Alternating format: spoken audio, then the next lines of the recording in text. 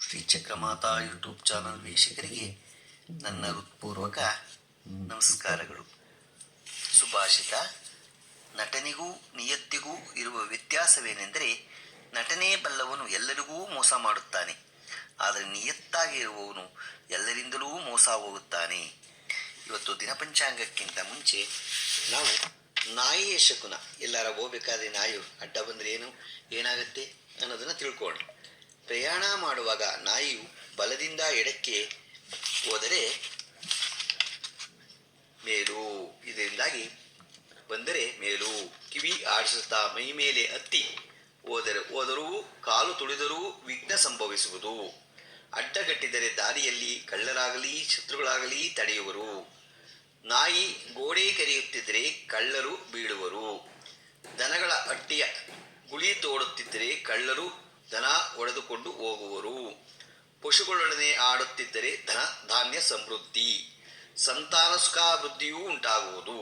ಮನೆಯ ಮೇಲೆ ಹತ್ತಿ ಕೂಗಿದರೆ ಭಯವು. ಇದು ನಾಯಿ ಶಕುನ ತಿಳ್ಕೊಂಡು ನಾವು ಇವತ್ತು ದಿನಪಂಚಾಂಗವನ್ನು ತಿಳ್ಕೊಳ್ಳೋಣ. ದಿನಾಂಕ 19/4/2024 ಶುಕ್ರವಾರ, ಶ್ರೀ ಕ್ರೋಧಿ ಸಂವತ್ಸರ ಉತ್ತರಾಯಣ, ವಸಂತ ಋತು, ಚೈತ್ರ ಮಾಸ, ಶುಕ್ಲ ಪಕ್ಷ, ತಿಥಿ ಏಕಾದಶಿ, ರಾತ್ರಿ 8:25 ತನಕ ಇದೆ. ನಕ್ಷತ್ರ ಮಖೆ, ಹಗಲು 11:38 ತನಕ ಇದೆ. ಮಳೆ ಅಶ್ವಿನಿ, 2ನೇ ಪಾದ. ರಾಹುಕಾಲ 10:49 12:22 ತನಕ ಇದೆ.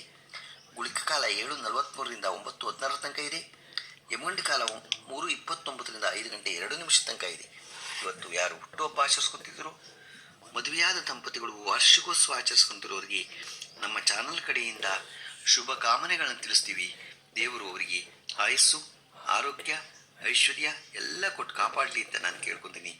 ನಮ್ಮ ಹೆಬ್ಬಳಲು ಶ್ರೀ ಚಕ್ರಮಾತಾ ಯೂಟ್ಯೂಬ್ ಚಾನಲ್ ಯಾರು ಸಬ್ಸ್ಕ್ರೈಬ್ ಆಗಲು ದಯಮಾಡಿ ಸಬ್ಸ್ಕ್ರೈಬ್ ಆಗಿ, ಲೈಕ್ ಕೊಡಿ.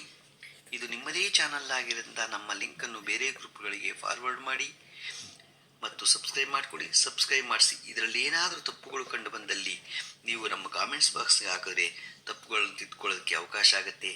ಹಾಕಿ. ನಮಸ್ಕಾರಗಳು, ನಮಸ್ಕಾರಗಳು, ನಮಸ್ಕಾರ.